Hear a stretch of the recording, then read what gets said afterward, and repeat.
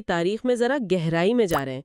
ضلع قصور کا یہ قصبہ پنجاب میں، اس کی جڑیں کافی پرانی لگتی ہیں۔ جی بالکل۔ ہمارے پاس کچھ تاریخی کاغذات ہیں، گزیٹیئرز ہیں برطانوی دور کے، اور کچھ مقامی لوگوں کی لکھی ہوئی تاریخیں۔ مختلف زاویے ہیں یعنی؟ ہاں، تو کوشش یہ ہے کہ ان سب کو ملا کر دیکھیں کہ کھڈیاں کا ماضی کیسا تھا، کیسے بدلا، انتظامی طور پر کیا ہوا، لوگوں کی کہانیاں کیا ہیں، اہم واقعات کون سے تھے۔ یہ اچھا طریقہ ہے، مختلف ذرائع مل کر ہی ایک مکمل تصویر بناتے ہیں۔ تو چلیے شروع کرتے ہیں۔ جی، سرکاری ریکارڈ ہمیں ایک خاکہ دیتا ہے، اعداد و شمار دیتا ہے، صحیح۔ اور مقامی باتیں، کہانیاں وہ اس میں رنگ بھرتی ہیں، تو ملا کر دیکھیں تو زیادہ بہتر سمجھ آتی ہے۔ ٹھیک ہے، تو سب سے پہلے کہاں سے ذکر ملتا ہے؟ جو ابتدائی بات سننے میں آتی ہے وہ ڈوگر زمینداروں کی ہے۔ اچھا، انہوں نے اس علاقے کو آباد کیا تھا، نام رکھا تھا دیوان کھڈیاں۔ دیوان کھڈیاں؟ جی، لیکن وہ زیادہ عرصہ چلا نہیں معاملہ، مغلوں کے حملے ہوئے اور جگہ ویران ہو گئی۔ یہ تو اس زمانے میں بہت سی جگہوں کے ساتھ ہوا۔ بالکل، لیکن پھر تاریخ نے آپ کہہ لیں ایک نیا موڑ لیا۔ وہ کیسے؟ امیر تیمور کے حملے کے بعد جب حالات بدلے تو قصوری پٹھانوں کا اثر بڑھا۔ اچھا، پٹھانوں کا کردار یہاں سے شروع ہوتا ہے۔ جی، ایک پٹھان رئیس تھے لطیف خان قصور کے، انہوں نے اس ویران جگہ کو پھر سے آباد کیا۔ اور نام وہی رکھا، کھڈیوں؟ ہاں، نام پرانا ہی بحال رکھا، کھڈیاں۔ لیکن اہم بات کیا تھی اس آباد کاری میں؟ اہم بات یہ تھی کہ لطیف خان نے صرف پٹھانوں کو نہیں بسایا۔ اچھا، انہوں نے مختلف کاشتکار برادریاں جیسے جاٹ تھے، کمبوہا، کھتری، حتیٰ کہ برہمن بھی۔ برہمن بھی؟ جی، ان سب کو مزارع کے طور پر زمینیں دی اور آباد کیا۔ تو یہ ایک ملی جلی آبادی بنائی۔ بالکل، اور یہ اس وقت پنجاب میں ہو بھی رہا تھا۔ مقامی سردار، طاقتور خاندان، وہ نئی بستیاں بسا رہے تھے، مختلف گروہوں کو ساتھ ملا رہے تھے اپنی طاقت بڑھانے کے لیے۔ مطلب یہ صرف زمین دینا نہیں تھا، ایک طرح سے سماجی اور سیاسی نیٹ ورک بنانا تھا۔ بالکل صحیح، ایک پورا ڈھانچہ تشکیل دے رہے تھے۔ اس کے بعد پھر پٹھانوں کی براہ راست حکومت کا ذکر آتا ہے، وہ دو بھائی؟ جی، نظام الدین اور قطب الدین حسن زئی پٹھان۔ ان کی ایک کہانی بھی بڑی آپ کہہ لیں فلمی سی ہے۔ اچھا، کیسے؟ وہ مغل شہنشاہ شاہ عالم ثانی کے ہاں پہلے سوار تھے۔ شاہ عالم ثانی۔ پھر ایک مقامی حکمران تھا نبی بخش، اس کی نوکری کی۔ جب وہ مر گیا تو انہوں نے لوٹ مار سے کافی دولت بنائی۔ اچھا، اور پھر آہستہ آہستہ 1794 تک وہ پورے قصور پر قابض ہو گئے۔ تو طاقت میں آ گئے؟ جی، نظام الدین نے قصور سنبھالا اور قطب الدین نے کھڈیاں کو اپنا مرکز بنا لیا۔ تو کھڈیاں کی اہمیت بڑھ گئی اس دور میں؟ جی، یقیناً یہ وہ دور تھا جب پنجاب میں بڑی کھینچا تانی چل رہی تھی، مغل کمزور ہو رہے تھے، سکھ مثلیں ابھر رہی تھیں، آپس میں بھی لڑ رہی تھیں۔ افراتفری کا عالم تھا۔ جی، اور اسی میں قصور کے پٹھان جیسے مقامی حکمران اپنی جگہ بنا رہے تھے۔ تو ان بھائیوں کا معمولی حیثیت سے اٹھ کر حکمران بننا یہ اسی دور کی عکاسی ہے۔ ذرائع میں قلعوں کا بھی ذکر ہے۔ ایک جگہ لکھا ہے کہ ان بھائیوں نے بھنگی مثل کے سکھ سردار گلاب سنگھ کے ساتھ مل کر کھڈیاں کا قلعہ فتح کیا۔ یہ کس سے فتح کیا؟ لکھا ہے کہ نظام الدین کے سوسر کے قبضے میں تھا۔ یہ بات تھوڑی واضح نہیں۔ ہاں، تاریخ میں ایسی چیزیں ہوتی ہیں۔ دوسری طرف لاہور گیزیٹیئر جو بعد کا ہے، اس میں ایک پرانے قلعے کے کھنڈرات کا ذکر ہے جو انگریزوں کے زمانے میں بھی تھے۔ اچھا، اور ایک اردو ذریعے میں کچے قلعے کا ذکر ہے جسے کہتے ہیں انگریزوں نے گرا دیا تھا۔ تو یہ کیا الگ الگ قلعے تھے یا ایک ہی کی بات ہو رہی ہے؟ یہی تو سوال ہے۔ دیکھیں، یہ ممکن ہے کہ ایک ہی قلعہ ہو جو وقت کے ساتھ بدلا ہو، پہلے کچا ہو پھر پکا بنا ہو، یا اس کا کچھ حصہ پکا ہو، یا شاید دو ہوں۔ یا شاید دو ہوں۔ لیکن اہم بات یہ ہے کہ قلعہ تھا یا قلعے تھے۔ جی، اس کا مطلب ہے کہ یہ جگہ فوجی لحاظ سے، اسٹریٹجک لحاظ سے اہم تھی۔ پٹھانوں کے دور میں تو یہ ان کی طاقت کا مرکز رہا ہوگا۔ اور انگریزوں نے پھر اسے گرا دیا اگر اردو والا ذریعہ درست ہے تو؟ ہاں، یہ بھی ہوتا تھا۔ نئی حکومتیں پرانی طاقت کی نشانیاں مٹا دیتی تھیں، لیکن گزیٹیئر میں کھنڈرات کا ذکر بتاتا ہے کہ کچھ نہ کچھ باقی رہا تھا۔ پھر منظر بدلتا ہے۔ 1846 انگریز آ گئے۔ جی، پنجاب پر قبضہ ہو گیا۔ اور کھڈیاں برطانوی ہندوستان کا حصہ بن گیا۔ انتظامی طور پر اسے ضلع لاہور، تحصیل چونیا میں شامل کیا گیا۔ ہاں، یہ تفصیلات ہمیں ملتی ہیں 1882-83 کے لاہور گزیٹیئر سے۔ اس میں کیا کیا لکھا ہے؟ اس میں بتایا گیا ہے کہ کھڈیاں دریائے ستلج کی وادی میں ہے، گنڈا سنگھ والا بارڈر سے کوئی 10 میل مغرب میں۔ اچھا، سرحد کے قریب؟ جی، اور یہ فیروز پور سے ملتان جو کچی سڑک جاتی تھی، وہ راستہ چونیا، اس پر واقع تھا۔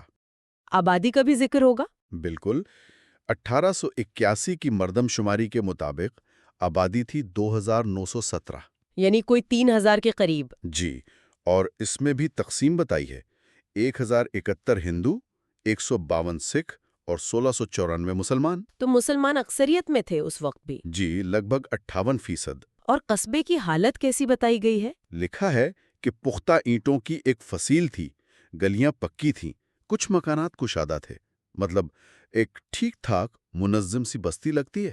اور انگریزوں نے آ کے اپنا نظام بھی تو بنایا ہوگا؟ فوراً 1874 میں ہی میونسپل کمیٹی بنا دی تھی، 9 ممبران تھے۔ اچھا، لوکل گورنمنٹ کی ابتدا؟ جی، پھر ایک اسکول کھولا، پولیس چوکی بنائی، ایک ریسٹ ہاؤس بھی قائم کیا۔ یہ سب کیا ظاہر کرتا ہے؟ کیا کھڈیا بہت اہم تھا ان کے لیے؟ دیکھیں، شاید بہت بڑا تجارتی مرکز نہ ہو، لیکن ایک مقامی انتظامی مرکز کے طور پر وہ اسے اہمیت دے رہے تھے۔ کنٹرول کے لیے؟ بالکل، میونسپیلٹی، صفائی ستھرائی، چھوٹے موٹے ٹیکس کے لیے، پولیس چوکی امن و امان اور سرکاری رٹ کے لیے، اسکول تعلیم کے لیے، اور ریسٹ ہاؤس سرکاری آفیسروں کے دوروں کے لیے۔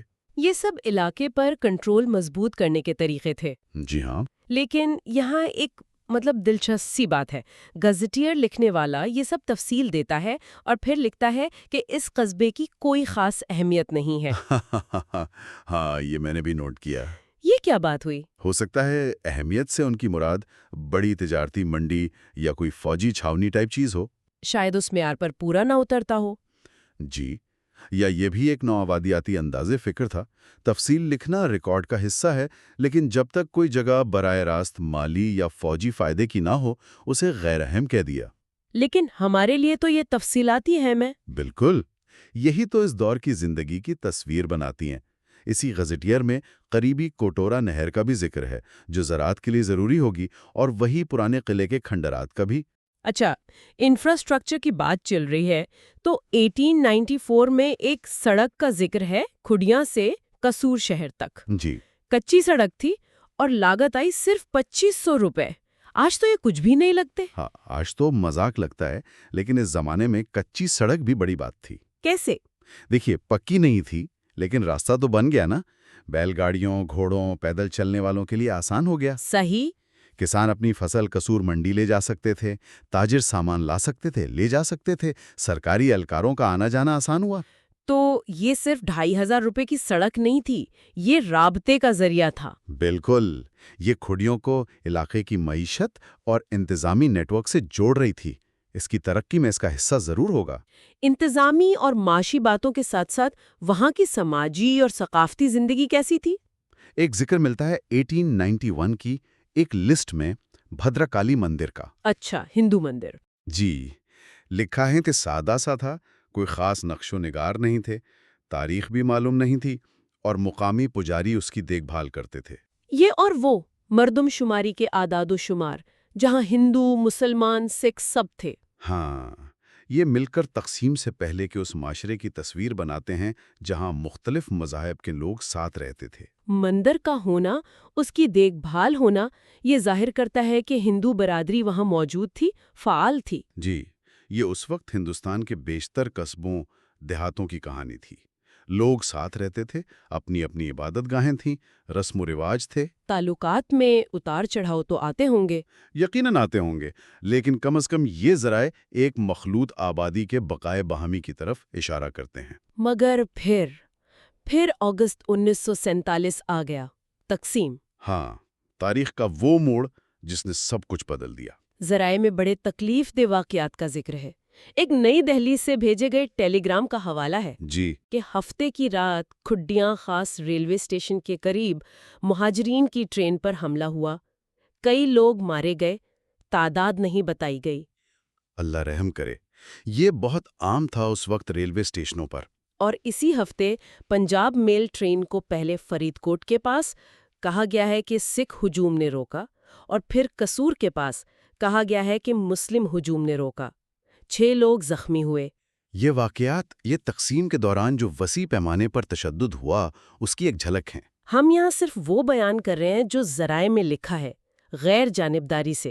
بالکل، اور یہ ضروری ہے کہ تاریخ کو ایسے ہی دیکھا جائے۔ کھڈیاں جو شاید پہلے پرامن تھا وہ بھی اس آگ سے بچ نہ سکا۔ اس کا سب سے گہرا اثر کیا ہوا؟ آبادیاتی تبدیلی۔ ایک اردو ذریعہ صاف لکھتا ہے کہ تقریباً سارے غیر مسلم بھارت چلے گئے، اور ان کی جگہ؟ ان کی جگہ ہندوستان سے آنے والے مسلمان مہاجرین نے لے لی۔ یہ صرف آبادی کا تبادلہ نہیں تھا، یہ کیا تھا پھر؟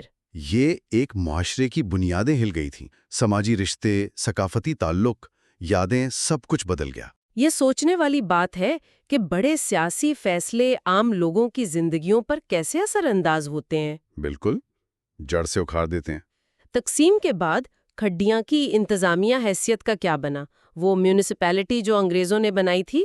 ذرائع کہتے ہیں کہ وہ ختم کر دی گئی، لیکن پھر اسے اسمال ٹاؤن کمیٹی کا درجہ دیا گیا۔ اچھا۔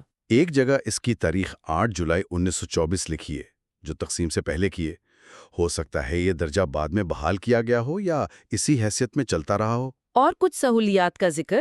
1919 کی ایک دستاویز میں ڈسپنسری، تھانہ اور ڈاکخانہ کا ذکر ہے۔ یہ چیزیں تقسیم کے بعد بھی قائم رہی ہوں گی۔ یعنی بنیادی ڈھانچہ برقرار رہا آبادی بدلنے کے باوجود۔ جی، یہ تسلسل کی نشانی ہے۔ اور آبادی کا کیا ہوا تقسیم کے بعد؟ آبادی تو بہت بڑی، بہت زیادہ۔ کتنی؟ دیکھیں، 1931 میں 3000 سے کچھ زیادہ تھی، 1981 میں تقریباً 13,000 ہو گئی، او 1998 میں 23,000 سے اوپر، اور اب کہتے ہیں 30,000 سے بھی زیادہ ہے۔ یہ تو زبردست اضافہ ہے۔ جی، اور اگر ہم اسے بڑے تناظر میں دیکھیں تو یہ پاکستان بننے کے بعد جو شہری آبادی بڑھی ہے، شہر پھیلے ہیں، یہ اسی رجحان کا حصہ ہے۔ وجہ کیا تھی اس اضافے کی؟ کئی وجوہات ہیں۔ اندرونی ہجرت، صحت کی سہولیات بہتر ہونے سے شرح اموات میں کمی، قدرتی اضافہ۔ اور آج کے کھڈیا میں کیا سہولیات ہیں؟ آج وہاں لڑکوں اور لڑکیوں کے لیے الگ الگ ہائی اسکول ہیں، تھانہ، ڈاکخانہ تو ہیں ہی، ایک بڑا فعال تجارتی بازار ہے۔ اور وہ پرانا ریسٹ ہاؤس؟ شاید وہ بھی کسی نہ کسی شکل میں موجود ہو یا اس کی جگہ کچھ اور بن گیا ہو۔ تو یہ ایک چھوٹے تاریخی قصبے سے ایک جدید پھیلتے ہوئے شہری مرکز کا سفر ہے۔ بالکل۔ کھڈیاں صرف انتظامی یا آبادیاتی کہانی نہیں ہے، اس کی ایک ثقافتی پہچان بھی ہے۔ جی، یہ پہلو بھی اہم ہے۔ ابراہیم اختر کا نام ملتا ہے، وہ یہیں 1921 میں پیدا ہوئے، 2000 میں وفات پائی۔ اچھا، شاعر تھے؟ جی، اردو، پارسی اور پنجابی تینوں زبانوں کے شاعر تھے۔ واہ! ان کی کتابوں میں حسن محمد صلی اللہ علیہ وآلہ وسلم نعتیہ کلام ہے، سا بھری کھل پنجابی قصہ ہے، اور ایک اہم کتاب پاکستان اور اس کی ضرورت۔ یہ کب لکھی تھی انہوں نے؟ یہ قیام پاکستان سے پہلے لکھی تھی۔ تو یہ تو اس وقت کے نظریاتی ماحول کی بھی عکاسی کرتی ہوگی۔ بالکل۔ اور ایک اور شاعر نصر اللہ نصر کا بھی ذکر ہے۔ ابراہیم اختر جیسے لوگ کسی جگہ کی، آپ کہیں، ادبی اور فکری روح ہوتے ہیں۔ ان کا 3 زبانوں میں لکھنا بھی شاید علاقے کے لسانی پس منظر کو ظاہر کرتا ہے۔ جی، اور پھر ایک بالکل ہی مختلف لیکن شاید اتنا ہی دلچسپ پہلو ہے۔ وہ کیا؟ یہ علاقہ پنجاب کے کچھ مشہور لوک کرداروں سے بھی جڑا ہے، جنہیں عام طور پر ڈاکو کہا جاتا ہے۔ اچھا، کون؟ ایک تو جگت سنگھ عرف جگا جٹ یا جگا ڈاکو۔ اوہو، جگہ جٹ، اس پر تو فلم بھی بنائی ہے۔ جی، بہت مشہور فلم ہے۔ جگے کا تعلق کھڈیاں کے پاس ہی ایک گاؤں تھا، برج رن سنگھ، وہاں سے تھا۔ تو اس علاقے کا تھا وہ؟ جی، اور ایک اور نام ہے ملنگی کا۔ ملنگی؟ ہاں، اس کا تعلق قریبی گاؤں سدھو والا سے تھا۔ ذرائع بتاتے ہیں کہ ملنگی کو انگریزوں نے پھانسی دی تھی۔ اچھا۔ اور دلچسپ بات یہ ہے کہ کہتے ہیں جگا جٹ بھی وہیں مارا گیا تھا جہاں ملنگی کو پھانسی دی گئی تھی۔ یہ تو بڑی عجیب بات ہے۔ ان دونوں کا انجام انگریز دور میں ہوا۔ دیکھیں، جگا اور ملنگی جیسے کردار، جنہیں سرکاری ریکارڈ شاید ڈاکو کہیں، جی، لیکن لوک کہانیوں میں، عوام کی یادداشت میں، یہ اکثر سماجی باغی، غریبوں کے ہمدرد یا انگریز راج کے خلاف مزاحمت کی علامت بن جاتے ہیں۔ ہاں، ان کی کہانیاں اکثر رومانوی انداز میں سنائی جاتی ہیں۔ جی۔ اور یہ کہانیاں اس وقت کے سماجی حالات، زمین کی تقسیم، انگریزوں کے خلاف غصہ، ان سب کی عکاسی کرتی ہیں۔ تو ان کا کھڈیا کے علاقے سے تعلق یہ تاریخ کو صرف حکمرانوں تک محدود نہیں رکھتا۔ بالکل نہیں، یہ اسے عوام کی سطح پر جوڑتا ہے، ان کے جذبات، ان کی کشمکش سے جوڑتا ہے۔ یہ کردار مقامی شناخت کا حصہ بن جاتے ہیں۔ تو اگر ہم سمیٹیں اس ساری بات کو، خڈیاں کی کہانی ڈوگروں سے شروع ہوئی، لطیف خان نے دوبارہ بسایا، پٹھان بھائیوں نے حکومت کی، قلعے بنے، پھر انگریز آئے، انتظامی نظام بنا، سڑکیں بنی، نہریں، مندر بھی تھا، ملی جلی آبادی تھی۔ پھر تقسیم کا وہ خوفناک وقت آیا، آبادی بالکل بدل گئی، مہاجر آئے، آزادی کے بعد ترقی ہوئی، آبادی بڑھی، اسکول بنے، بازار پھیلے۔ اور ساتھ میں ابراہیم اختر جیسے شاعر بھی اور جگا جٹ جیسے لوک کردار بھی، یہ سب مل کر کیا تصویر بناتے ہیں؟ یہ مل کر ایک ایسی جگہ کی تصویر بناتے ہیں جو شاید دیکھنے میں ایک عام سا پنجابی قصبہ لگے، لیکن اس نے تاریخ کے کتنے ہی اتار چڑھاؤ دیکھے ہیں، کتنی لہروں سے گزرا ہے۔ یہ دکھاتا ہے کہ تاریخ صرف بڑے شہروں میں نہیں بنتی۔ بالکل، خڈیا جیسے قصبوں میں بھی اس کے گہرے نشان ہوتے ہیں۔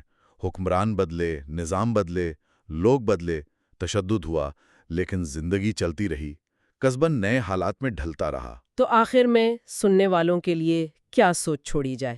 شاید یہ کہ کھڈیوں کی یہ کہانی جو ہمیں مختلف ذرائع سے ملی ہے، سرکاری گیزٹیئر، مقامی تاریخیں، اخباری خبریں، یہ برصغیر کے انگنت قصبوں اور دیہاتوں کی پیچیدہ تاریخ کی ایک مثال ہے۔ جی، ہر جگہ کا اپنا ایک سفر ہے، بڑی تاریخی طاقتیں بھی اثر انداز ہوتی ہیں، مقامی واقعات بھی، اور ان گنت لوگوں کی اپنی کہانیاں بھی۔ تو ہمیں اپنے ارد گرد دیکھنا چاہیے۔ بالکل، یہ ہمیں دعوت دیتا ہے کہ ہم اپنے آس پاس کی جگہوں، گلیوں، میلوں کی ان چھپی ہوئی تاریخوں کو جاننے کی کوشش کریں جنہیں ہم اکثر معمولی سمجھ کر نظر انداز کر دیتے ہیں۔ کیونکہ ہر جگہ کی اپنی ایک کہانی ہے۔ جی ہاں، ہر جگہ، چاہے کتنی ہی چھوٹی کیوں نہ لگے، اپنی ایک گہری اور اہم کہانی رکھتی ہے۔ اچھا،